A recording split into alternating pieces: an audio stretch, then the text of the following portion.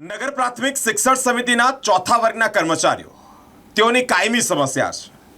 તેઓની કાયમી સમસ્યા કે કાયમ કરો.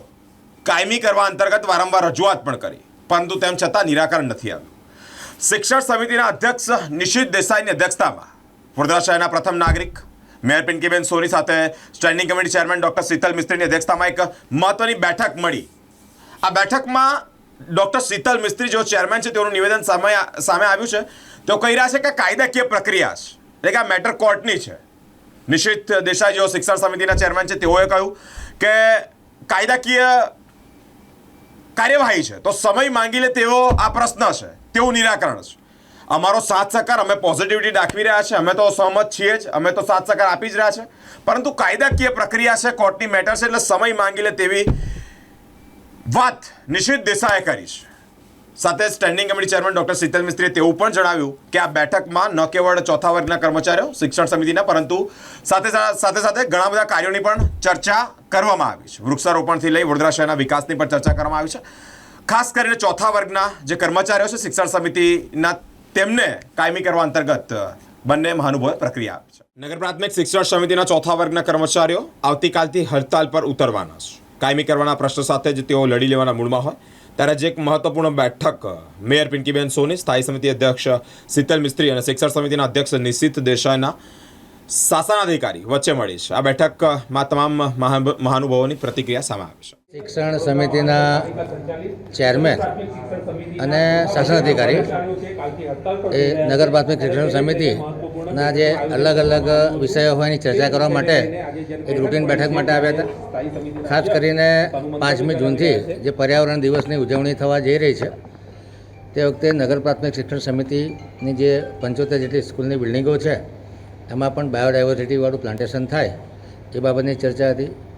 એ સિવાય ગઈ વખતે સામાન્ય સભામાં જે દરખાસ્ત મુલતવી રહી હતી એમાં 2 સ્કૂલો કે જે ગ્રાન્ટેડ સ્કૂલો હતી એ સ્કૂલો બંધ થવાથી એમના ટીચરો સાથે આ બાળકોને નગર પ્રાથમિક શિક્ષણ સમિતિમાં સમાવેશ કરવાના છે એ બાબતની ચર્ચા હતી.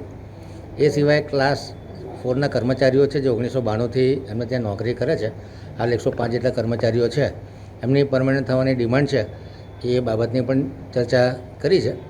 મેટર હાલ હાઈકોર્ટમાં સબજુડિસ મેટર છે અને જે સમાધાનની પ્રક્રિયા માટે લોકો ઇન્સિસ્ટ કરી રહ્યા છે એ બાબતમાં મિટિંગ કરી અને તમામ પક્ષના વકીલો અને કયો રસ્તો નીકળે છે લીગાલિટીના આધારે એ બાબતની ચર્ચા કરી છે. લોંગ પેન્ડિંગ ઇસ્યુ છે, ઘણા વખતથી આ કર્મચારીઓ કામ કરે છે.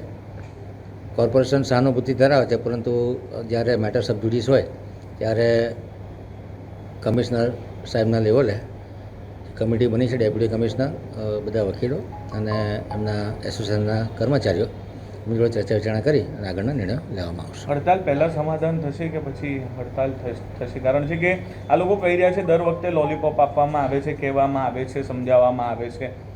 હડતાલ પહેલાં સમાધાન થઈ જશે, શું માનો? મેં કીધું એમ કે કોઈ પણ વ્યક્તિ જ્યારે પોતાનો હક માગતી હોય ત્યારે લીગાલિટી કે આ સંજોગોમાં એમની એપોઇન્ટમેન્ટ થઈ છે, કઈ કન્ડિશનના આધારે એપોઇન્ટમેન્ટ થઈ છે, કેટલો પ્રોબેશન પીરિયડ હતો, પ્રોબેશન પીરિયડ પછી એ લોકોને કાયમી કન્ફર્મ કર્યા છે કે નહીં, આ અલગ અલગ મુદ્દાઓ પર તપાસ કરવાની જરૂર છે. કેટલા ઓરિજિનલ કર્મચારી હતા, કેટલા રિટાયર થયા છે, કેટલાના મયત થયા છે, આ તમામ વસ્તુઓ ખૂબ લાંબો સ્ટડી માગી લેવી છે. એટલે ઓવરનાઇટ તો સમાધાન થાય એવું મને નથી લાગતું, કારણ કે આમાં તો આખું એડમિનિસ્ટ્રેટિવ લેવલે પણ ડિસિઝન લેવાની જરૂર છે. કામગીરી કરવાની છે, કરતા રહીએ છીએ અને આ એક લાંબો પ્રોસિજર છે. 30-32 વર્ષથી ચાલતો આવેલો પ્રોસિજર છે. એમાં બી સમય લાગ્યો છે આટલો, તો કદાચ સમય લાગે પણ અમે એવું કોઈ મત અમારા તરફથી અમારો એક જ મત છે કે આ કામ પૂરું કરવું છે. એટલે આટલી લગાતાર બેઠકો અમારું બોર્ડ બન્યું ત્યારથી અમે કરતા આવ્યા છે અને અમે અમારા છેલ્લા પ્રયત્ન લાગી રહીશું. અમે અમારા પ્રયત્ન કરતા રહીશું.